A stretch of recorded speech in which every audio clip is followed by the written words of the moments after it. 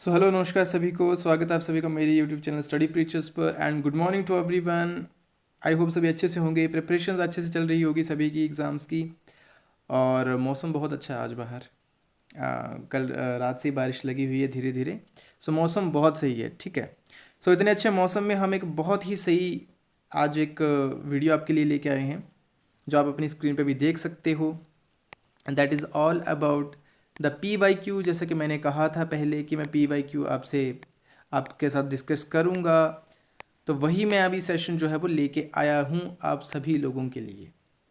क्योंकि as you know this is P Y Q discussion. और ये कौन सा डिस्कशन आज हो रही है? हिमाचल प्रदेश पटवारी का एग्ज़ाम जो आई थिंक 2019 में था। मैं श्योर नहीं इस बारे में, लेकिन 2019 का ही है ये, जहाँ तक मुझे आइडिया है, ठीक है। इसका एक एक माइन्यूट डिटेल हम क्वेश्चंस की इसमें डिस्कस करेंगे। मान के चलो इसमें आपको कैसा दिखेगा, इसमें आपको मिलेगी बेटा कंप्लीट डिस्कशन मिलेगी, कंप्लीट डिस्कशन मिलेगी, कंप्लीट एक एक जो ऑप्शन होगा उसके बारे में बताऊंगा। क्योंकि ज़्यादातर आपने यूट्यूब पे देखा होगा, कुछ तो अच्छा करवाते हैं लेकिन कुछ क्या करते हैं, सिर्फ आंसर बताते हैं, उसको टिक करवाते हैं और आगे बढ़ते हैं। देखो वो तो आप खुद भी कर लोगे, तो फ़ायदा क्या फिर एनालिसिस देखने का। सो भाई तब फ़ायदा तब होगा जब मैं जो ऑप्शंस हैं उनको साथ में आपको एक्सप्लेन करूं, उनके बारे में थोड़ा और नॉलेज आपको देने की कोशिश करूं, तब जाके आपको उसका बेनिफिट होगा। तो प्लीज़ अपनी पेन और कॉपी साथ में लेके बैठना। जो भी बच्चे तैयारी कर रहे हैं, आपको इतनी सारी एक्स्ट्रा चीज़ें मिलेंगी देखने को इस लेक्चर में, और आप उनको नोट करोगे अपनी नोटबुक में और आपको एग्ज़ाम में काम आएंगी वो। आप सभी को पता है कि एचपी जो पुलिस की नोटिफिकेशन है, एचपी पुलिस नोटिफिकेशन, वो आपको पता आउट हो चुकी है। उसके बारे में अब जानकारी आ चुकी है कि कितने पद जो हैं उसमें भरे जाने हैं। तो प्लीज़ वैकेंसी काफ़ी ज़्यादा है, तो प्लीज़ मेहनत करो। और इसी चक्कर में अब मैंने ये स्टार्ट करा है अपने चैनल पे, ताकि बच्चों को फ़ायदा हो। जो भी हिमाचल प्रदेश का बच्चे आगे एग्ज़ाम देने वाले हैं, पुलिस का या पटवारी का, तो दोनों में फ़ायदा होगा। देखो ये डिस्कशन करने से क्या होगा, आपको पुलिस के एग्ज़ाम में भी बेनिफिट मिलेगा और पटवारी के एग्ज़ाम में भी बेनिफिट मिलेगा। इसलिए पी वाई क्यू जो होते हैं वो बहुत ही ज़्यादा इंपॉर्टेंट होते हैं डिस्कस करना। Okay, so one by one आज इसके बारे में हम जानेंगे। तो चलिए स्टार्ट करते हैं। और थोड़ा सा टाइम इसमें लगेगा इस लेक्चर में, ऐसा नहीं होगा कि एकदम से बाकी लेक्चर्स की तरह शॉर्ट रहेगा, नहीं। आपको मज़ा आएगा, लेकिन एक बार जब आप डिस्कशन में शामिल हो जाओगे, आपको खुद मज़ा आएगा और आप खुद जो है वो इंटरेस्ट लेना शुरू करोगे इस लेक्चर में। चलिए आगे बढ़ते हैं फिर। तो जी हाँ, सबसे पहले मैं बात करूंगा, ये आपके सामने पे मेरा कोर्स है कंप्लीट जीएस का, जिसमें कि भाई ये जो भी आपको स्क्रीन पे दिख रहा है, चाहे एसएससी के एग्जाम हो, एसएससी जीडी सीएचएसएल, डिफेंस के exam, AFCAT, NDA, CDS, Agniveer, कोई भी एग्जाम, और हिमाचल प्रदेश के एग्जाम, चाहे इसमें एचपी पुलिस का जैसा भी आ रहा है, एसआई का हो, चाहे क्लैरिकल का हो, चाहे पटवारी का, जीडी का हो, कांस्टेबल का, या बाकी एग्जाम, तो सभी के बारे में आपको यहाँ पे इन्फॉर्मेशन मिल जाएगी, कोचिंग मिल जाएगी। और तो इसलिए अगर आप कोई मेरे पेड कोर्सेज अगर लेना चाहते हैं तो आप कॉन्टैक्ट कर सकते हो इस दिए हुए नंबर पे। बहुत ही लो प्राइस में आपको बहुत कुछ मिलेगा, और हैंड रिटन नोट्स भी अवेलेबल है मेरे पास अगर कोई बच्चा चाहता है तो। चलिए भाई स्टार्ट करते हैं अभी। चलिए जी। और मैं चाहूँगा आपसे कि जब भी आप क्वेश्चन को अटेम्प्ट करो, तो आप जब वीडियो देख रहे होंगे तो उसको वीडियो को पॉज करो, पहले खुद इसके बारे में अटेम्प्ट करने की कोशिश करो, ठीक है। अपना खुद थोड़ा सा एफर्ट डालो, उसके बाद फिर जब मैं एक्सप्लेन करूँगा तब उसके साथ मैच करो, ठीक है। तो प्लीज़ पहले ना वीडियो को पॉज करना है हर क्वेश्चन के बाद, और आपने खुद इसको सॉल्व करने की कोशिश करनी है, फिर आगे बढ़ना है। तो पहला क्वेश्चन आपको आपकी स्क्रीन पे दिख रहा होगा सामने, व्हाट इज कॉल्ड। तो इसमें क्वेश्चन मैं बता दूं थोड़ा सा, 75 से लेके बेसिकली जो जीके सेक्शन रहेगा आपका, जो था इस पेपर में, वो 75 से लेके 100 का था। 25 क्वेश्चन थे, 25 क्वेश्चन, राइट। तो उसके बारे में ये है, तो आपको प्लीज़ आपने यहाँ से इसको करना है इस तरीके से। 76 क्वेश्चन आपके सामने है, what is called the brain of computer. भाई कंप्यूटर का दिमाग किसे बोला जाता है जब आप कंप्यूटर चलाते हो। तो वीडियो को पॉज करो और इसका आंसर करो, ठीक है। मैं बार बार ये चीज़ नहीं बोलूँगा, वीडियो बड़ा लंबा चला जाएगा, आप खुद पॉज करके आंसर करते रहोगे। मैं अभी फटाफट आपसे एक्सप्लेन करूँगा। पहला ऑप्शन है आपके पास रैम, रोम, सीपीयू या मदरबोर्ड। इनमें से क्या आंसर सही रहेगा? तो भाई इसका जो सही उत्तर रहेगा वो आपका रहेगा सीपीयू। क्या उत्तर सही रहेगा? सीपीयू, सेंट्रल प्रोसेसिंग यूनिट, ठीक है। अब बात करते हैं सेंट्रल प्रोसेसिंग यूनिट को ही क्या बोला जाता है बच्चा, वो बोला जाता है इसको ब्रेन ऑफ द कंप्यूटर बोला जाता है। सेंट्रल कोर होता है ये, ठीक है, जैसे आपका दिमाग है वैसा। तो बात करते हैं रैम की। अगर मैं रैम की बात करूं तो रैम की फुल फॉर्म क्या होती है? रैम की फुल फॉर्म आपकी होती है random access memory, access memory, ठीक है, रैंडम एक्सेस मेमोरी रैम को बोला जाता है। इसके बारे में इंपॉर्टेंट चीज़ें लिख लो, इसको वोलेटाइल मेमोरी भी बोला जाता है। क्या बोला जाता है? वोलेटाइल मेमोरी बोला जाता है इसको। दूसरी बात, इसमें क्या होता है, जो इन्फॉर्मेशन होती है बच्चा वो टेम्परेरी होती है। क्या होती है? टेम्परेरी स्टोरेज, ठीक है, क्या होती है? टेम्परेरी स्टोरेज ऑफ इंफॉर्मेशन होती है इसमें, ठीक है, परमानेंट इसमें क्या होता है? नहीं होती, इसलिए इसको वोलेटाइल बोला जाता है। क्योंकि अगर कोई इन्फॉर्मेशन द्वारा से रिट्रीव करनी हो तो आप इसमें स्टोर करते हो, कंप्यूटर इसमें स्टोर करता है, रैंडम एक्सेस मेमोरी में स्टोर करता है, ठीक है, इसलिए इसको शॉर्टेज या शॉर्ट स्टोरेज भी कहते हैं, टेम्परेरी स्टोरेज। बात करें हम रोम की, रोम को क्या कहते हैं? रोम की फुल फॉर्म क्या है यहाँ पे? ये है आपकी read only memory, read only memory, ठीक है। रीड ओनली मेमोरी का मतलब क्या हुआ यहाँ पे? अब इसमें क्या है, इसको आप नॉन वोलेटाइल कहते हैं। क्या बोलते हैं इसको? नॉन वोलेटाइल मेमोरी कहते हैं बेटा इसको, ठीक है। और इसमें जो होती है वो क्या रहती है? आपकी परमानेंट स्टोरेज रहती है। क्या रहेगी बेटा? इसमें परमानेंट स्टोरेज आपकी रहेगी। इसमें इंस्ट्रक्शन जो दी जाती हैं किसी भी काम के लिए वो परमानेंटली इसमें स्टोर हो जाती हैं, इसको रोम कहा जाता है। सीपीयू मैंने बता दिया, इसको ब्रेन भी कहा जाता है, सेंट्रल प्रोसेसिंग यूनिट है आपकी, इसको सेंट्रल कोर सेंटर भी बोला जाता है, आपको इसका मेन प्रोसेसर भी बोला जाता है, ठीक है, मेन प्रोसेसर भी बोला जाता है इसको, मेन प्रोसेसर बोला जाता है सीपीयू को, राइट। अब बात करते हैं मदरबोर्ड की। अगर मैं मदरबोर्ड की बात करूं बेटा, यहाँ पे मदरबोर्ड की अगर मैं बात करूं तो मदरबोर्ड आपकी क्या चीज़ है? इसको प्रिंटेड सर्किट बोर्ड बोला जाता है, प्रिंटेड सर्किट बोर्ड। क्या बोला जाता है बेटा? इसको प्रिंटेड सर्किट बोर्ड बोला जाता है इसको। और ये करता क्या है बेसिकली? ये काम करेगा जितने भी आपके कंपोनेंट्स होते हैं, जितने भी कंपोनेंट्स हैं आपके कंप्यूटर में या मशीनरी में, उनको क्या करता है बेटा? ये इंटरकनेक्ट करने की कोशिश करता है, काम करता है इंटरकनेक्ट करने का। क्या करेगा? जितने भी कंपोनेंट्स होते हैं मशीनरी के उनको इंटरकनेक्ट करने की काम करता है कौन? मदरबोर्ड, ठीक है, इसलिए इसको प्रिंटेड सर्किट बोर्ड कहा जाता है। तो बेटा ये था आपका इस पहले क्वेश्चन के बारे में कंप्लीट इंफॉर्मेशन और इसकी एक्सप्लेनेशन, राइट।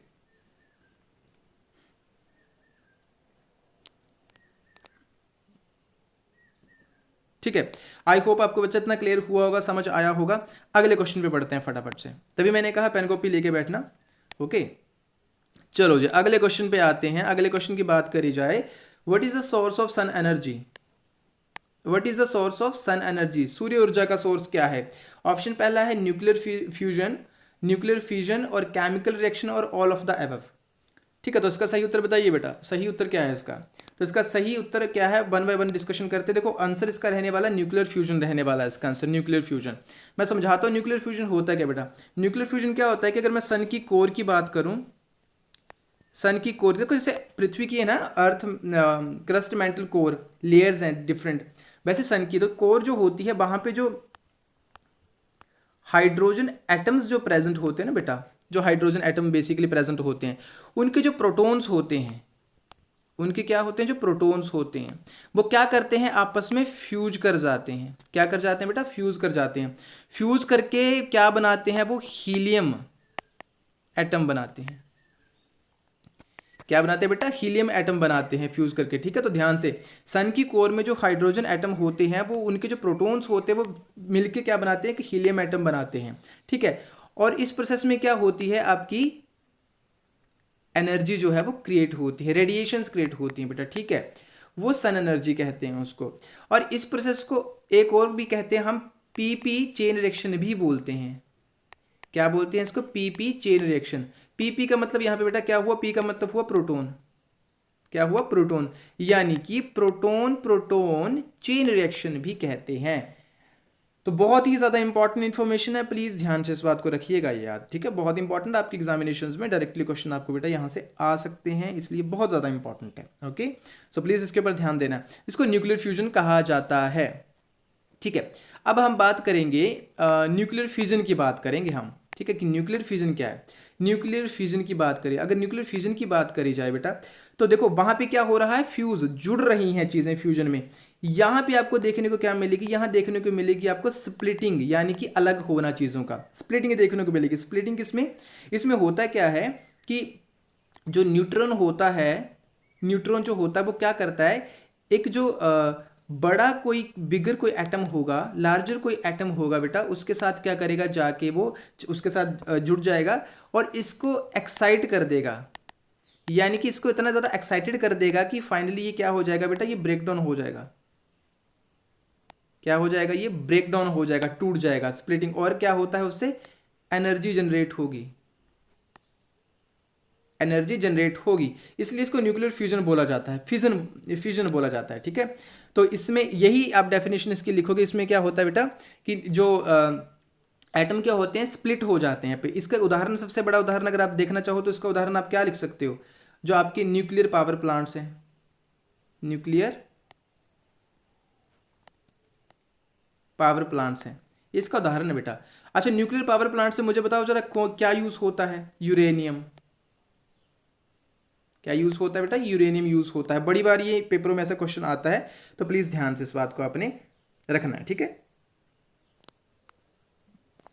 चलिए आगे बढ़ते हैं, फटाफट से अगला क्वेश्चन डिस्कस करते हैं। केमिकल रिएक्शन, आप सभी को पता है केमिकल रिएक्शन क्या चीज है क्या नहीं है।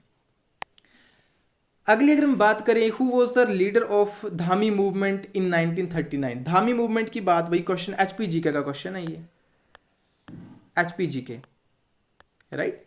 पहले बता दूं, इन डिटेल पढ़ना है इसके बारे में, जितने मूवमेंट्स के बारे में, तो फटाफट से भाई जाओ मेरा यूट्यूब चैनल उस पर ओपन करो, और उसमें एक सीरीज होगी एचपीजीके की, basic to advance, advance HPGK GK series, भाई उस पर ओपन करो जाके। इतना इन डिटेल आपको कॉम्प्रीहेंसिवली कवर्ड मिलेगा एचपीजीके, उतना आपको बाकी चैनल्स पे कम मिलेगा। ऑनेस्टली कह रहा हूँ, क्योंकि मैंने बहुत मेहनत करी है इसमें, काफ़ी सारी बुक्स को इकट्ठा इसमें जो करेक्ट्स आपको देखने को मिलेगा। बाकी और भी वीडियोज उस पर आएंगे। चलिए क्वेश्चन पे वापस आते हैं। धामी मूवमेंट का लीडर कौन था, तो 1939 में तो कांशीराम, पद्मदेव, शेर सिंह या भागमल सोठा। तो उसका सही उत्तर क्या रहेगा, भागमल सोठा। वन बाय वन बात करते हैं सभी के बारे में। कांशीराम के बारे में सबसे पहले हम बात करेंगे, कांशीराम, क्योंकि पहला ऑप्शन कांशीराम है तो कांशीराम के ऊपर बात करेंगे। देखो कांशीराम की बात करी जाए तो बेटा उनका जन्म कब हुआ, इनका जन्म आपका होता है 1822 में, राइट, 82 में, सॉरी नॉट 22, 1882 में। कहाँ होता है बेटा, जन्म इनका हुआ है डाडा सिबा में।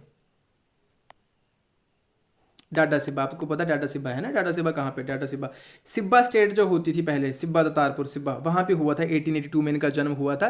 ठीक है, पेशे से क्या थे ये बेट, कवि थे, पोइट थे। बाकी स्वतंत्रता सेनानी तो थे ही थे, पोइट थे वैसे पेशे से। ठीक है, मृत्यु बेटा इनकी होती है 1943 में होती है इनकी मृत्यु, याद रखना। बहुत ही इनकी डेथ की जो डेट है वो भी बहुत ज़्यादा इंपॉर्टेंट, 1943 में इनकी क्या होती है, डेथ होती है बाबा काशीराम की। तो ये आपके लिए बहुत इंपॉर्टेंट है जानना। इसके अलावा इनको इंपॉर्टेंट चीज़ क्या है, इनको एक टाइटल दिया गया था पहाड़ी गांधी का। क्या टाइटल दिया गया था, पहाड़ी गांधी का। पहाड़ी गांधी कह के पुकारते थे कांशीराम को। और ये टाइटल किसने दिया था, ये दिया था बेटा 1937 में पंडित जवाहरलाल नेहरू ने।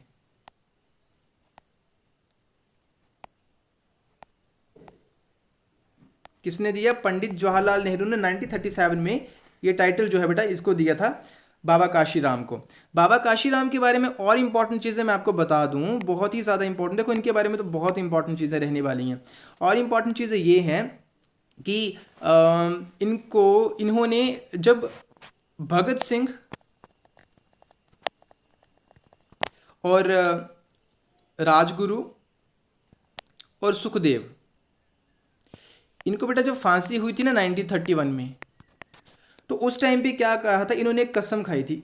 ठीक है, इन्होंने एक शर्त ली थी कि जब तक हम स्वतंत्रता उसको नहीं अटेन कर लेते, यानी कि इंडिपेंडेंस को नहीं अचीव कर लेते, तब तक मैं क्या कहूँगा, मैं क्या करूँगा, मैं काले वस्त्र ही पहनूंगा, ब्लैक क्लोथ्स, काले वस्त्र ही धारण करूंगा। सो अपनी डेथ तक इन्होंने काले वस्त्र ही धारण करे थे। और इसी चक्कर में इनको क्या बोला जाता है, इनको बोला जाता है सियाहपोश, स्याहपोश जर्नैल।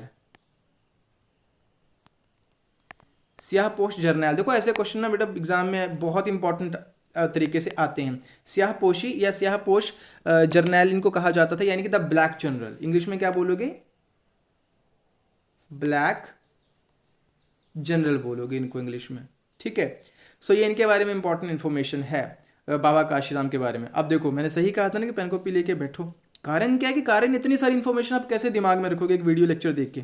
आपको क्या करना पड़ेगा, वो लिखनी ही पड़ेंगी चीज़ें इन डिटेल, तभी पेपर में देखना फिर कितना अच्छे से प्रिपेयर होते हो। अगला क्वेश्चन आपका क्या है? पद्मदेव।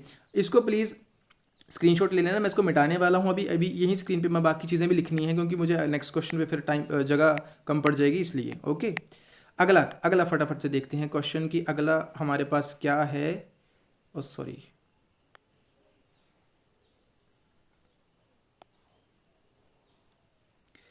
चलिए फटाक से स्टार्ट करते हैं अगला साथ साथ में। हाँ जी, पद्मदेव। अगर मैं पद्मदेव की बात करूं, पद्मदेव जी, पद्मदेव की बात करूं बेटा, तो इनका जन्म होता है आपका 1901 में। 1901 में होता है, रोहड़ू में होगा इनका जन्म। रोहड़ू में, विलेज का नाम लिख लो भमनोल करके।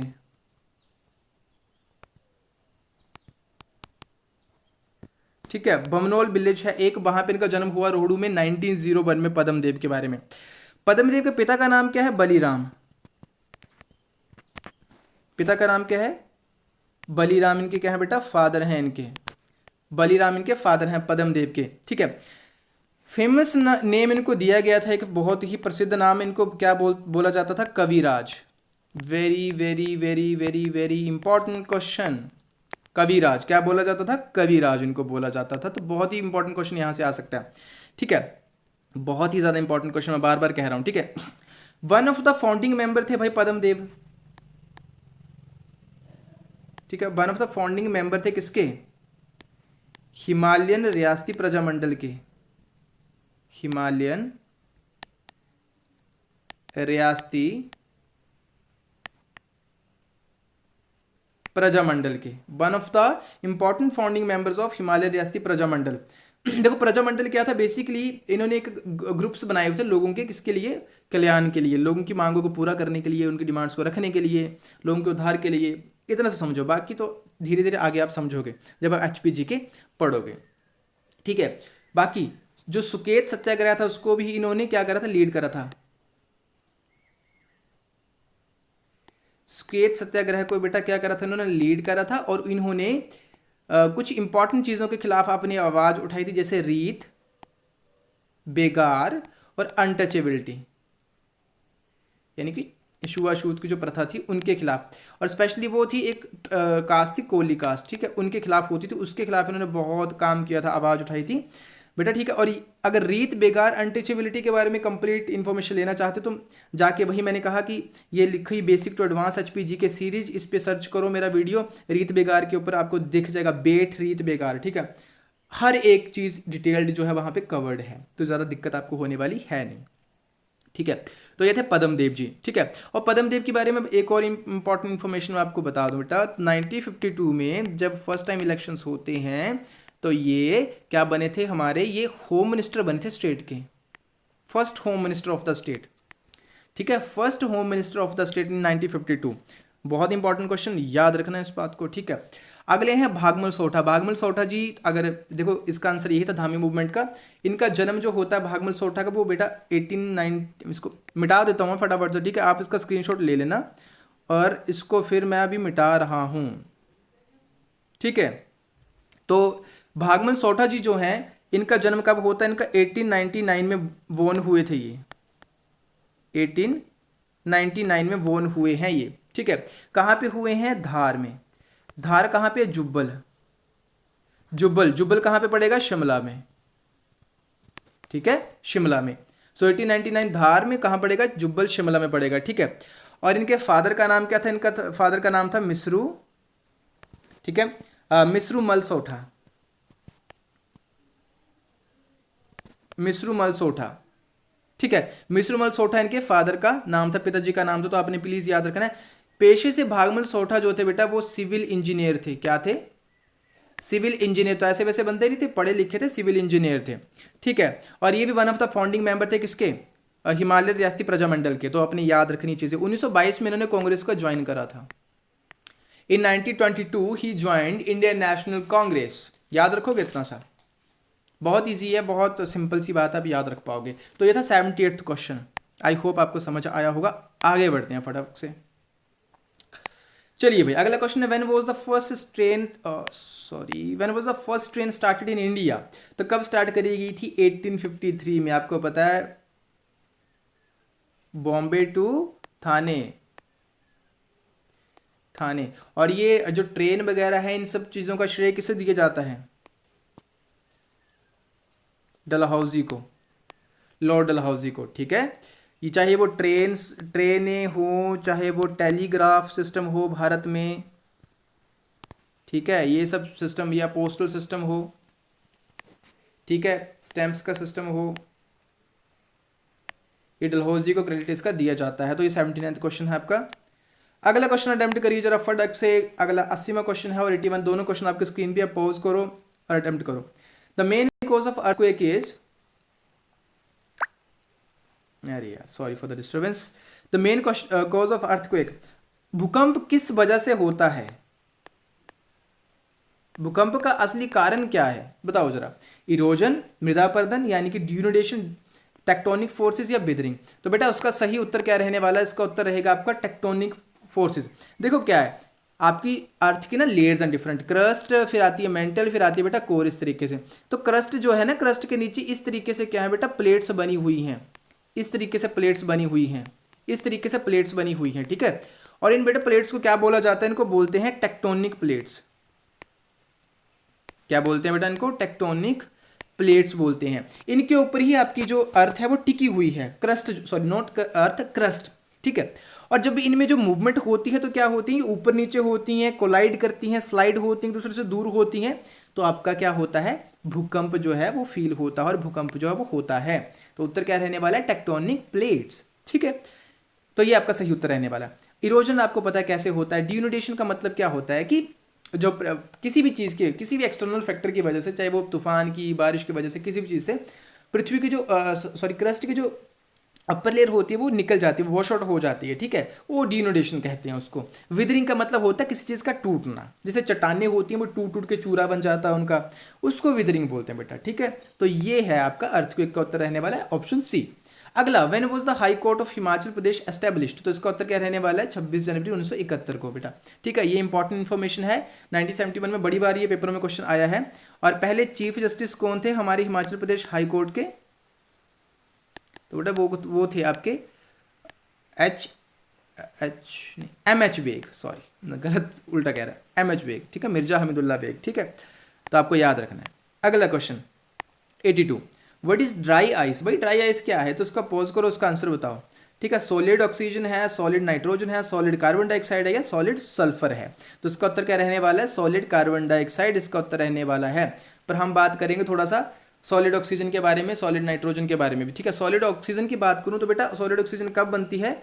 ये जब आप -218 डिग्री सेल्सियस तक इसको क्या करते हो, लेके जाते हो, तब जाके सॉलिड ऑक्सीजन बनती है, सॉलिड ऑक्सीजन, ठीक है। सॉलिड ऑक्सीजन की बात करूं तो ज़्यादा यूज़ नहीं होती, ठीक है, sorry not in use, widely use नहीं होती, कॉमनली यूज़ नहीं होती है। सॉलिड नाइट्रोजन की बात करूं बेटा, तो सॉलिड नाइट्रोजन आपकी कितने टेम्परेचर तक? बिलो 63 केल्विन टेम्परेचर आपकी फ्रीज होती है सॉलिड नाइट्रोजन। बाकी सॉलिड कार्बन डाइऑक्साइड की बात करो बेटा, सॉलिड कार्बन डाइऑक्साइड को आपको पता है ड्राई आइस, जैसा क्वेश्चन ने पूछा ड्राई आइस बोलते हैं, क्यों बोलते हैं इसका कारण है ड्राई आइस बोलने का भी, ठीक है। क्योंकि ये मेल्ट नहीं करती जब आप इसको हीट करते हो। ड्राई आइस को आप सॉलिड कार्बन डाइऑक्साइड क्यों बोलते हो? Because it do not melt when heated. जब इसको हीट करते हो बेटा ये मेल्ट नहीं करती है, इसलिए इसको सॉलिड कार्बन डाइऑक्साइड बोला जाता है, ड्राई आइस जो है वो बेटा बोला जाता है इसको। बाकी इसकी विशेषताएं क्या क्या है? ये कलरलेस होती है, कोई रंग नहीं है, रंगहीन है, ऑर्डरलेस होती है, कोई मतलब इसकी फ्रेग्रेंस नहीं है, ऑर्डरलेस होती है, नॉन फ्लेमेबल होती है, नॉन फ्लेमेबल होती है बेटा, याद रखना इस बात को। और जब किसी भी अगर सॉल्यूशन में इसको मिलाया जाता है तो ये उसके पीएच को क्या कर देती है, लोअर कर देती है, lower the pH of solution, ठीक है, जिसमें इसको मिलाया जाता है। तो ये इसकी कुछ इंपॉर्टेंस है, खासियतें हैं सॉलिड कार्बन डाइऑक्साइड की। आई होप आपको समझ आई होगी। ठीक है, आगे बढ़ेंगे क्वेश्चन में। चलिए भाई, अगला क्वेश्चन देखो स्क्रीन पे अपना। 83rd क्वेश्चन है, which planet is hottest planet of the solar system. Mercury है, विनस है, जुपिटर है, सैटर्न है। तो उत्तर क्या रहने वाला बेटा, विनस। अब वही देखा जाए, कायदे से देखा जाए तो अगर ये सूर्य है आपका, this is, if this is the sun, तो कायदे से देखा जाए तो ऐसा करके प्लैनेट्स आपको पता है इसके आसपास रिवॉल्व करते हैं। तो मैं अगर ध्यान से बनाऊं, सन के बाद देखो प्लैनेट की सीक्वेंस क्या है, या पहला बात है कि सीक्वेंस याद रखना प्लैनेट्स का, ठीक है। मरकरी, वीनस, अर्थ, मार्स, ऐसा करके है ना, मरकरी, वीनस, अर्थ, मार्स, ठीक है। मैं सही कह रहा हूँ आई थिंक, ठीक है। तो सबसे क्लोज तो भाई मरकरी है, क्लोज तो क्यों, कौन सा है, मरकरी है। उसके बाद कौन सा आता है, मरकरी, वीनस। तो भाई मरकरी को होना चाहिए हॉटेस्ट, लेकिन वीनस इसका उत्तर क्यों है, लॉजिक है, लॉजिक इसलिए है क्योंकि इसका जो एटमॉस्फेयर है बेटा, उसमें क्या है, 96% से ज़्यादा बेटा क्या है, इसमें कार्बन डाइऑक्साइड मौजूद है। और जहाँ कार्बन डाइऑक्साइड मौजूद होती है आपको पता है, वहाँ तो फिर गर्मी हद रहेगी, है ना, वो तो गर्म कर देगी उसको। इसलिए ये सबसे हॉटेस्ट है। इसका जो अंदर जो कार्बन डाइऑक्साइड प्रेजेंट है उसकी वजह से ये हॉट रहता है, ठीक है, याद रहेगा इतना। आगे बढ़ते हैं। National academy of agricultural research management is located at, ये बेटा हैदराबाद में है। कहाँ पे है ये, हैदराबाद में है, ठीक है। अगला क्वेश्चन देखो जरा अपनी स्क्रीन पे, what is the outermost layer of teeth cold. दांत जो होता है उसके सबसे बाहरी लेयर को क्या बोलते हैं, इनेमल कहते हैं, डेंटिन कहते हैं, सीमेंट कहते हैं, या नन ऑफ द दीज कहते हैं, ठीक है। आप वीडियो को पॉज कर सकते हो अपने टाइम पे, इसको पॉज करो, आंसर करो, फिर मेरी डिस्कशन सुनो, ठीक है। इनेमल, डेंटिन, सीमेंट या नन ऑफ द अबव। चलिए, तो उसका उत्तर क्या रहने वाला बेटा, इनेमल रहने वाला। इनेमल क्यों रहने वाला है, आगे देखो। चलो मैंने आपके लिए इसलिए रखा है यहाँ पे, देखो इनेमल, ये सबसे बाहर की लेयर कौन सी बेटा, ये इनेमल है, उसके अंदर है बेटा डेंटिन है, ये येलो वाली डेंटिन। फिर अंदर आती पल्प कैविटी, जो कैविटी होती है दांत के अंदर, ठीक है, ये मसूड़े, गम्स, रेड वाले। फिर ये जो है, ये अंदर जहां से ये जा रही है इस तरीके से, इसको क्या बोलते हैं बेटा, इसको बोलते हैं रूट कैनाल बोलते हैं, ठीक है। और ये बाहर तो हड्डी होती है। और ये सीमेंट, ये वाली जो लेयर है बेटा, ये सीमेंट की लेयर है, ठीक है, सीमेंट वाली की लेयर है।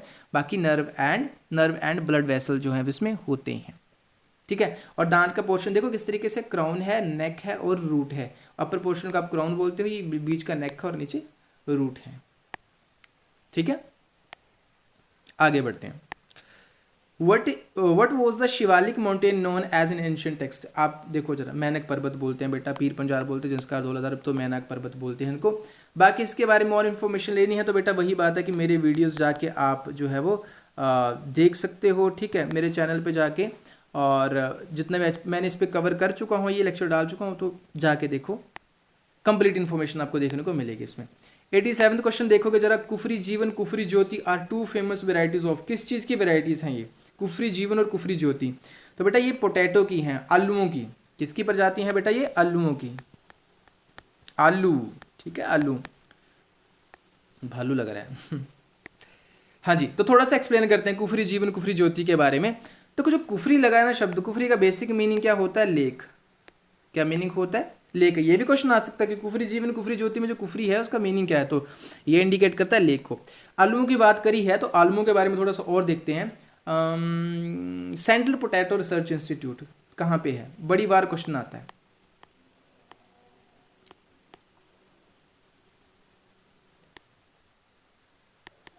सेंट्रल पोटैटो रिसर्च इंस्टीट्यूट कहाँ है, बहुत बार क्वेश्चन आता। तो बेटा ये भी कहाँ पे है आपका, कुफरी में ही है, कुफरी शिमला, ठीक है। बहुत बार क्वेश्चन आता है बेटा इसके ऊपर, सेंट्रल पोटैटो रिसर्च इंस्टीट्यूट आपका कहाँ पे है, ठीक है। फिर आलूओं से ही रिलेटेड एक रेवोल्यूशन आया था जिसका नाम क्या रखा गया था, राउंड रेवोल्यूशन। क्या याद नाम रखा गया था बेटा, राउंड रेवोल्यूशन, ठीक है। ये पोटैटो प्रोडक्शन से रिलेटेड था, है ना। जैसे आपका ग्रीन रेवोल्यूशन आता है ना, येलो रेवोल्यूशन है बेटा, व्हाइट रेवोल्यूशन है दूध से रिलेटेड, वैसे राउंड रेवोल्यूशन आलूओं से रिलेटेड। तो प्लीज़ आपने इस बात को याद रखना है, बहुत इंपॉर्टेंट है, पेपरों में आ सकता है। आलू उत्पादक राज्य सबसे बड़ा कौन है, वो है बेटा यूपी। सबसे ज़्यादा आलू यहीं पे होता है इंडिया में प्रोड्यूस, ठीक है। आगे बढ़ते हैं। 88th question, which district of Himachal Pradesh has the largest natural lake located in? तो भाई वो सिरमौर में है, रेणुका लेक है ना, रेणुका लेक है ना, सबसे बड़ी हिमाचल प्रदेश की यही है। और अगर अगली बात करी जाए तो उसको भाई इसकी जो शेप है वो पेपर में आता है सवाल, तो स्लीपिंग लेडी की तरह, ठीक है, स्लीपिंग लेडी शेप है इस झील की। अगर इसको देखोगे ऊपर से तो इस तरीके से प्रतीत होती है जैसे एक लेडी कोई सोई हो, स्लीपिंग लेडी शेप। इससे ऊपर भी क्वेश्चन आ चुके हैं, ठीक है, थोड़ा सा एक्स्ट्रा पढ़ लेना हिमाचल प्रदेश के बारे में जी के, जाके लेक्स का टॉपिक देखो मिल जाएगा। 89th question, which is the longest tunnel of India? तो भाई मेरे अकॉर्डिंग इसका उत्तर चेनानी नाशरी है, ठीक है। चेनानी नाशरी के बारे में थोड़ा सा बता देता हूँ बेटा, इसका नाम क्या है, श्यामा प्रसाद मुखर्जी टनल, श्यामा प्रसाद मुखर्जी टनल बेटा, ठीक है, श्यामा प्रसाद मुखर्जी टनल, ठीक है। JNK में है बेटा, ये कहाँ पे है, जम्मू एंड कश्मीर में है। 9.34 किलोमीटर लंबी है ये, 9.3 किलोमीटर लॉन्ग है बेटा ये। और चेनानी नाशरी क्यों बोला जाता है, क्योंकि जो चेनानी है बेटा ये इसका स्टार्टिंग पॉइंट है, ठीक है, स्टार्टिंग पॉइंट है बेटा। और जो नाशरी है ये इसका क्या है बेटा, एंड पॉइंट है, क्या है, एंड पॉइंट। तो स्टार्टिंग पॉइंट और एंड पॉइंट आपने याद रखना है, चेनानी नाशरी इसलिए इसको बोलते हैं, ठीक है। और जवाहर टनल है ना, जवाहर टनल की बात करूँ तो बनिहाल टनल भी कहते हैं इसे, पेन चेंज कर लेते हैं भाई थोड़ा सा, है ना, बनिहाल टनल क्या बोलते हैं इसको, बनिहाल टनल है ना, JNK में है, JNK में है बनिहाल टनल, ठीक है। और कौन सी श्रृंखला में आती है बेटा ये, तो ये है पीर पंजाल में पड़ती है, पीर पंजाल में पड़ेगी, ठीक है। और 1956 के आसपास ये ऑपरेशनल हुई थी, ठीक है। तो ये आपने इसके बारे में भी याद रखना है। और विक्ट्री टनल, हाँ विक्ट्री टनल जो है ये जो है वो शिमला में है, कहाँ है, शिमला में। अंग्रेजों ने बनाई थी भाई, क्यों बनाई थी, क्योंकि जब सेकंड आपका जो सेकंड वर्ल्ड, ये क्या हो गया इसको, हाँ सॉरी, जो सेकंड वर्ल्ड वॉर था, जब उसमें विक्ट्री हासिल करी थी ना अलाइड फोर्सेस ने, किसने, अलाइड फोर्सेस ने। अलाइड का मतलब होता है जो इकट्ठा, जिसमें ब्रिटेन भी एक हिस्सा था, USA ब्रिटेन वगैरह, ठीक है। इन्होंने जब द्वितीय विश्व युद्ध जीता था तो उस उपलक्ष्य में इन्होंने यहाँ पे ये जो है वो टनल जो है वो बनाई थी, इसलिए इसका नाम क्या रखा था, विक्ट्री टनल, विजय टनल, विक्ट्री टनल, ठीक है। ये किसको किससे जोड़ती है, कार्ट रोड को NH22 से जोड़ती है, it connects cart road to NH22। Directly questions बन सकते हैं यहाँ से, डायरेक्टली क्वेश्चंस, इसलिए लाइटली में हल्के में मत लेना, ठीक है। इस लेक्चर को जो बच्चा ध्यान से देखेगा वो पेपरों में खुद अपनी स्पीड और वो चेक करेगा नॉलेज की, हाँ भाई कितना फ़ायदा हुआ लेक्चर अटेंड करने का। Shongtong Karcham hydro power project is located in which river? भाई ये सतलुज पे है, किन्नौर में है बेटा, किन्नौर डिस्ट्रिक्ट में है हिमाचल प्रदेश के। जहाँ तक मैं याद कर पा रहा हूँ 450 मेगावाट की बेटा इसकी कैपेसिटी है, और सतलुज नदी पे है शोंगटोंग जो है, ठीक है। जहाँ तक मैं इसके बारे में याद कर पा रहा हूँ शोंगटोंग करशम प्रोजेक्ट। हाँ, हिमाचल प्रदेश का सबसे बड़ा कौन सा, अच्छा तो बड़ा है नाथप्पा झाकड़ी होगा, नाथप्पा झाकड़ी एक बार चेक कर लेना, क्योंकि नाथप्पा झाकड़ी की आई थिंक 1500 मेगावाट की कैपेसिटी है, बाकी एक बार चेक कर लेना आप लोग, ठीक है। Nathpa Jhakri. Where is the great Himalaya national park? अगला हिमाचल प्रदेश में है ग्रेट हिमालय नेशनल पार्क, इसके बारे में थोड़ा सा पढ़ लेना, रीड कर सकते हो, बाकी नहीं तो मे भी आपको अगला लेक्चर 1-2 दिनों में लेक्चर इसके ऊपर मिल जाएगा, नेशनल जितने भी हमारे नेशनल पार्क्स है हिमाचल में, तो तब तक वेट कर लो, मैं इन डिटेल बताऊंगा सारे के सारे। अगला क्वेश्चन 92nd क्वेश्चन आपकी स्क्रीन के सामने है, who compose the grammar of Sanskrit language? भाई पाणिनि ने। ये अगर तुम मेरे लेक्चर्स अगर तुमने देखे होंगे या तुम देखोगे, जो HPG की सीरीज़ मैंने आपको बताई भाई फ्री ऑफ कॉस्ट रखी है मैंने, कोई पैसा नहीं है उसका, इतना इंपॉर्टेंट लेक्चर मैंने उस पर अपना टाइम लगाया है, वो मेरे एक्चुअली जो मैंने बच्चों के ऑनलाइन क्लासेस ली हैं वो उसी की है, इन डिटेल है, तो प्लीज़ देखना आपको क्लास वाला फील आएगा। तो पाणिनि ने क्या था, एक बुक लिखी थी अष्टाध्यायी, क्या लिखी थी बेटा, अष्टाध्यायी। अष्टाध्यायी को ही क्या बोला जाता है, आपका संस्कृत ग्रामर बोला जाता है। ठीक है, अगला क्वेश्चन है which feature of the food is identified by red and brown science made on food packets. हाँ, आप तुम देखते हो ना ऐसे करके फूड पैकेट्स होते हैं, उनके ऊपर ऐसे यहाँ पे साइड में एक निशान डाला होता है कि रेड है या फिर ग्रीन है, या कई जगह पे कैसा होता है बेटा ब्राउन होता है। उसका मीनिंग क्या होता है, ये उसी के बारे में है ना। तो पहला ऑप्शन है वेजिटेरियन, दूसरा नॉन वेजिटेरियन, तीसरा वेज एंड नॉन वेज, चौथा नन ऑफ द अबव। देखो ऐसे कॉमन सेंस रिलेटेड क्वेश्चन आते हैं कि काफ़ी बार। रेड एंड ब्राउन, तो वेजिटेरियन ऑप्शन तो खत्म हो जाता है, रेड जहाँ पे लगा हुआ है तो वेज तो खत्म हो गया। फिर नॉन वेजिटेरियन भी खत्म हो जाता है, क्योंकि नॉन वेजिटेरियन जो आपका सिर्फ रेड होता है, तो रेड एंड ब्राउन जो होता है वो क्या होता है, वेज एंड नॉन वेज, तो वेज तो हो ही नहीं सकता। ठीक है, इसका उत्तर क्या हो सकता है आपका, red and brown. Non vegetarian हो सकता है इसका उत्तर, तो ऑप्शन बी जो है वो सही रहेगा। ठीक है, क्योंकि जहाँ पे रेड होता है वो नॉन वेजिटेरियन होता है, जहाँ पे ब्राउन होता है उसमें अंडे डाले होते हैं, तो काइंड ऑफ उसमें कंसीडर होता है। ठीक है, तो इस तरीके से आप इसको सॉल्व कर सकते हो क्वेश्चन को। अगला क्वेश्चन देखा जाए कालिंदी। कालिंदी वैदिक नाम है किसका, यमुना का नाम है बेटा कालिंदी। ठीक है, बाकी इनके नाम मुझे तुम कमेंट सेक्शन में बताओ जरा, क्योंकि ये बहुत बेसिक क्वेश्चन है। कमेंट सेक्शन में मुझे जरा बताओ इनके नाम, बाकियों के भी वैदिक नाम। हर बार क्वेश्चन आता ही आता है यहाँ से, फिर भी हम इसको छोड़ देते हैं। भूतनाथ टेम्पल कहाँ पे लोकेटेड है, 95th क्वेश्चन। तो बेटा ये मंडी में है। कहाँ पे है, मंडी में आपको भूतनाथ टेम्पल मिलेगा। और ये बच्चा बनाया किसने था, ये बनाया था अजवर सेन ने, अजवर सेन ने भूतनाथ टेम्पल। ठीक है, और शिखर स्टाइल में बना है ये। किसमें बना है, शिखर स्टाइल। देखो शैलियाँ भी पूछी जाती हैं पेपरों में, मैं आपके इसके ऊपर भी लेक्चर लेके आऊँगा काफ़ी जल्दी, तो इस तरीके से भी क्वेश्चन आते हैं आपको। 96 क्वेश्चन क्या है, name the creature which is not a bird but can fly. ऐसा जीव जो कि क्या कर सकता है, वो पक्षी नहीं है लेकिन क्या कर सकता है, वो बेटा उड़ सकता है। तो वुड पैकर तो पक्षी है, ऑल भी पक्षी है, ऑस्ट्रिच भी, बैट चमगादड़ जो होती है ना, बट कैन फ्लाई।